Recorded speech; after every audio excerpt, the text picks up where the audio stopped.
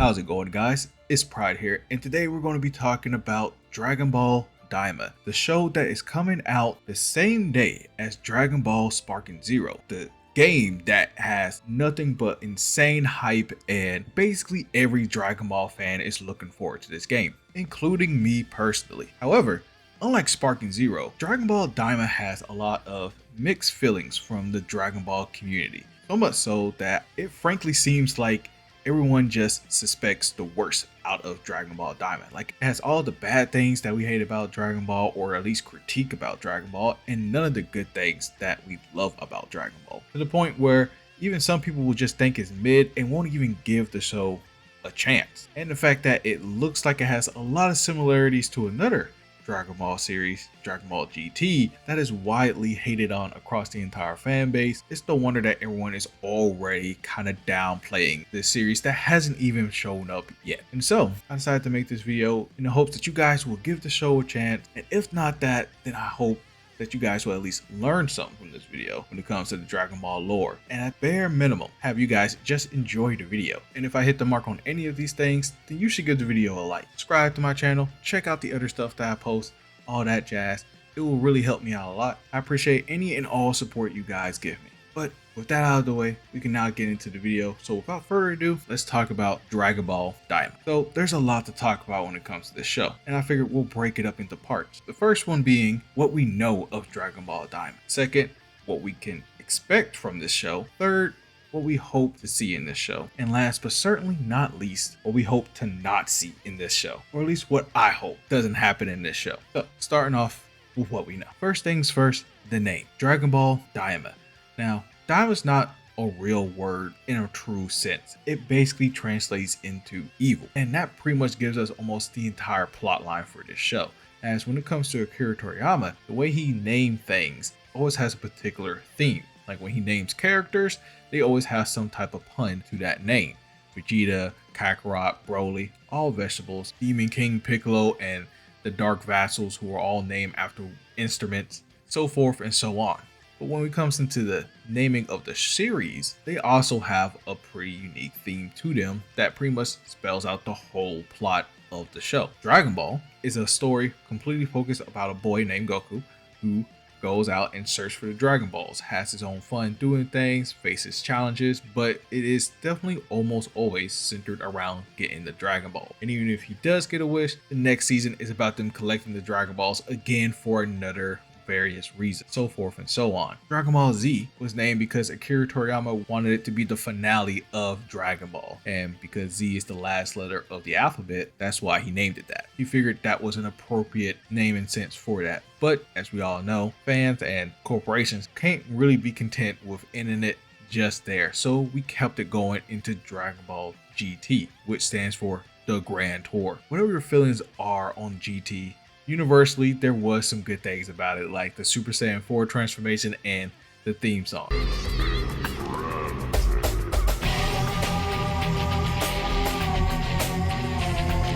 Step into the Grand Tour, Dragon Ball GT.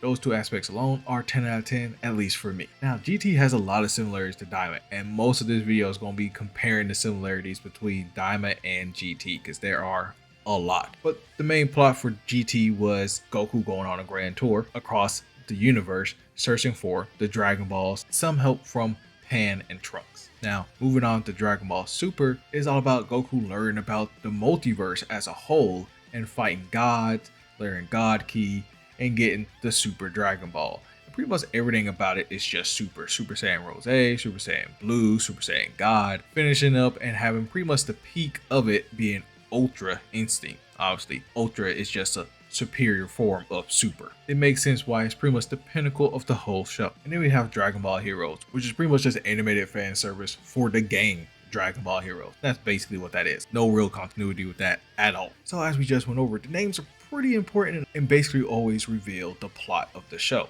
And because Dragon Ball Daima is basically Dragon Ball Evil combined with all of the trailers that we have, we know that it's all about Goku overcoming evil beings of the universe, who are 9 times out of 10 demons and corrupted Kais working for the demon. Now this is where we're going to be getting into a lot of similarities with Dragon Ball GT. Speaking of all the things that are similar with Dragon Ball GT that we know of, Goku gets turned into a kid by some evil wish or magic by a villain. This is all because they know they can't outright kill Goku, so the most that they can do is use some form of magic to weaken him so that way he's not a bigger obstacle later on with whatever plans they have, regardless of how simple those plans are. After being turned into a kid, he goes and seeks guidance of how it happened and why it happened from a god. In GT, it's basically Popo and Dende.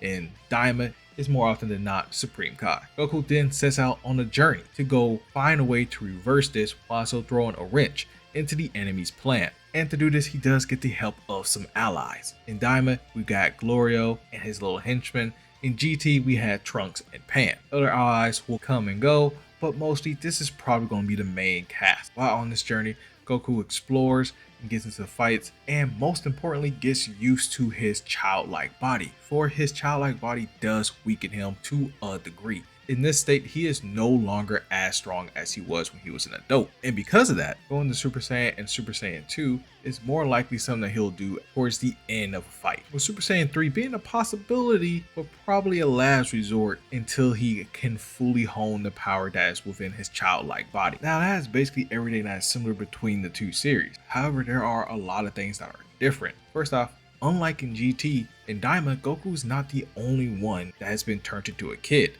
or at least into a younger version of themselves. From what we know, this magic has corrupted almost everyone that Goku knows. Even the preteens have become pretty much toddlers. Again, whatever form of magic is being at work here, can't outright kill some of these powerful warriors, because everyone here that was turned to their younger selves is still a powerhouse in and of their own right, even Trunks and Goten. But also, to take it one step further, because everyone got turned into a kid, that also leaves more opportunity for everyone to also help Goku in this journey. Especially those like Vegeta and Piccolo, who definitely won't just sit back while they've been reduced into such a humiliating state. So we know for a fact that they will help Goku, or at least travel on their own journeys. Maybe not be with Goku 100% of the time, but they're definitely going to help out more than what happened in GT. We do know that much. Next thing we know is there's not going to be a permanent transformation from this series. And that's because this series, unlike GT, is canon. Akira Toriyama actually put a lot of work into this series, while he put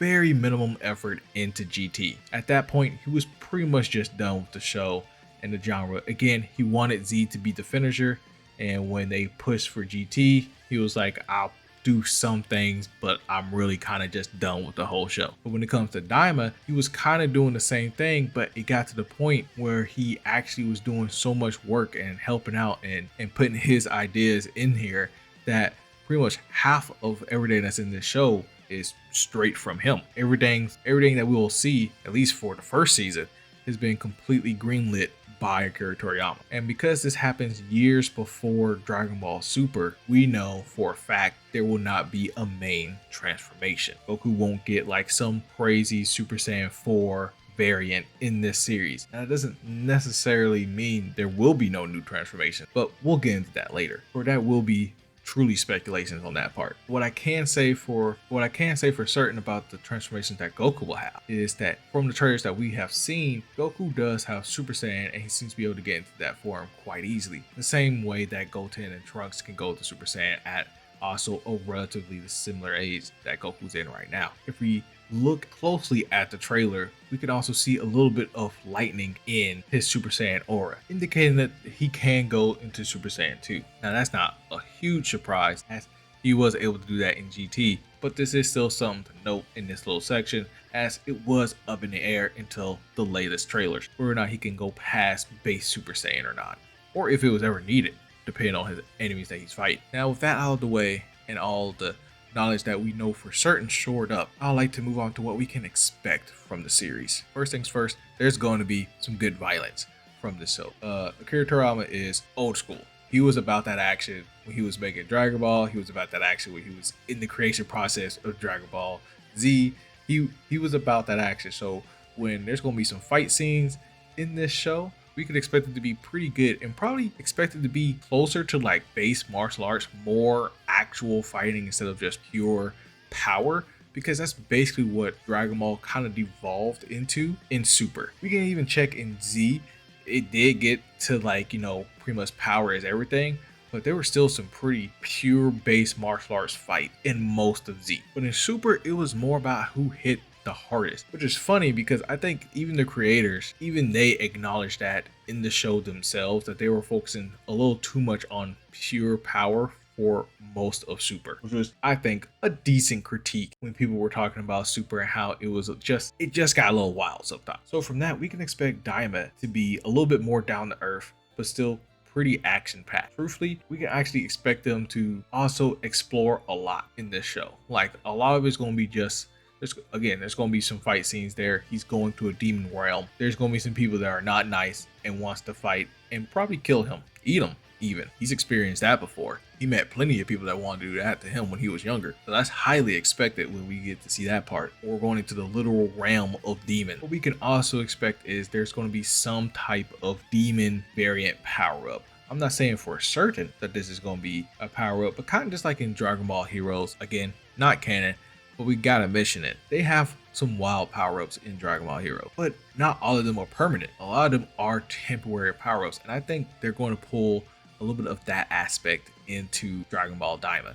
Goku's going to have some type of power-up in order to fight some of these demons. Now, these demons are vastly weaker than gods. That's half of the reason they're going to vendettas about them, but that's a lore video for another day. Basically, demons aren't that great of gods or powerhouses. They're pretty much only a step above like people like Supreme Kai, and truly Supreme Kai he's good, but he's also kind of a pacifist, so he's not like good as we all know. So it's going to be kind of expected for Goku, especially in his weakened state, to have some form of power up, at least temporarily, maybe not with Divine Ki, or at least he doesn't know that's what it is, but maybe gets corrupted like the evil aura from Cumber in Dragon Ball Heroes. Maybe some of that variant. We can expect that to some degree, but to a higher degree, we can expect more fusion. Yes, I know that sounds crazy, but think about it. Supreme Kai is going to be with Goku at least some of the time. We see it in the trailer. Supreme Kai's there. He interacts with these guys. He's also a kid. He also has stakes in this entire mission to get Goku back into like a fully functioning adult again. Now that I think about it, tangent, is Elder Kai now younger also? Oh, I don't remember seeing Elder Kai as a kid though. Tangent over. All right, that's neither here nor there. Back on track. Because a lot of this is at stakes and they know roughly who they're dealing with. At least they will at some point, because they're going to the demon realm, so they know it's something to do with the demons and the demon factions and maybe a corrupted god. I don't know if they get that information off rip, but they get to digging. They get to finding these things out. At some point, the Kai's on the enemy side, the rebellious Kai, is going to use his earrings that he has to maybe do a fusion and makes a being more powerful than what Goku can handle. And obviously Goku will have to use the fusion of his own in order to offset that. And I expect this to be pretty much at the point where he's already tried Super Saiyan 3, kind of like with Baby and GT, where Super Saiyan 3 was needed, it did some work, and then he made a stronger opponent, Baby, and then he needed something better. Again, Vegeta's going to be in this. I think Gohan's going to be in this. Krillin, Master Roshi, all these guys, Piccolo, all these guys are going to be in this, and the new characters, Glorio and his friends, all of them are going to be in this.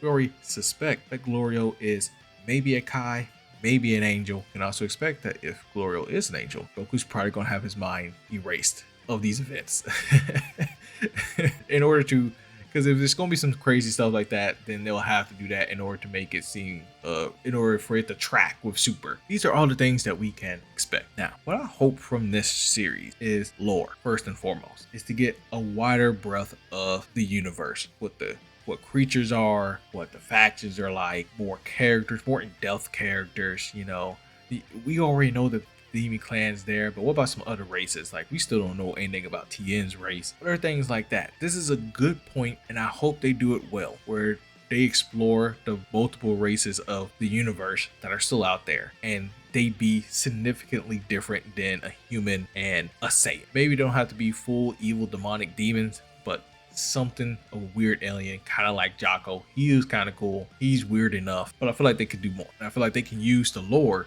especially from non-canon sources, to make them actually canon, at least to some degree. Like in Dragon Ball Online, they got a whole bunch of stuff about demons, and also Dragon Ball Heroes and Xenoverse also got a whole bunch of stuff about demons. And if they can make that actually canon, that'd be amazing. The other thing I hope for is in the same vein, but even more important, is character development and some character love for more than just Goku and Goku's new friends. Instead of Goku's new friends, I will hope for them to focus more on original characters like Krillin, Piccolo, Vegeta, Gohan, Master Roshi, Yamcha, even Tien especially. I would hope for them to be more involved. But not only that, I will hope for them to get dubs on their own, not need Goku. I mean, now they're all in a weakened state. This is the prime time for them to not maybe catch up with Goku, right? But be as relevant or close to as relevant to Goku. Because now the power scale can't be too different. Because even though Goku might have lost a lot of power, they couldn't have lost that much power themselves. Because the power disparity is different from them. In fact, I expect the power disparity to hit Goku the hardest. And I will hope for that to be the case. That he will have to use Super Saiyan and Super Saiyan 2 in order to like jump leagues. But for Krillin to still be able to fight along Goku in his base form. And then maybe also get good, or have Piccolo also be good to fight with Goku in his Super Saiyan form, you know? But not really fight with Goku, but like fight alongside him and like fight their own solo battles or gang up on some guy. But like these guys have their own victory moment. I feel like that is what was missing in most of Dragon Ball. And this does now lead us to the section where I think a lot of people also share my worries about when it comes to this show. What I hope doesn't happen when it comes to this series. And what I hope doesn't happen is the same routine and dull pattern that is in every series of Dragon Ball. Basically, it's Goku has an ally, they're humans or some aliens that are not as good as Saiyan. And then they fight for like a little bit of a second, and they have like a cool move here and there. And then the bad guy shows up, and then everyone is looking to Goku or a Saiyan for help to save the day. I hope that they don't do that anymore. I don't want to see that happen anymore than necessary, at least story wise. I know Goku's gonna have to get some dubs, obviously, but I feel like it shouldn't be at the expense of everybody else as it has always been. It's been one of the biggest critiques I think I've ever seen when it comes from the Dragon Ball fan base, is that the side characters get next to no love. And maybe that was just the writing style of the old era, but nowadays when it comes to all the new stuff, all the new animes like Demon Slayer or My Hero or even Jujutsu Kaisen, and all these new amazing TV series, even the side characters get love. Heck, they get almost more love than the main characters. That's what makes it amazing, exhilarating in my personal opinion. And I just feel like that is what people expect nowadays and almost what is needed in the series. Which is why I say I hope there's some lore, there's some I expect there to be some amazing fights, I expect there to be some amazing tactics, and I hope that the characters get love, because that's like the norm nowadays. Back in the day when,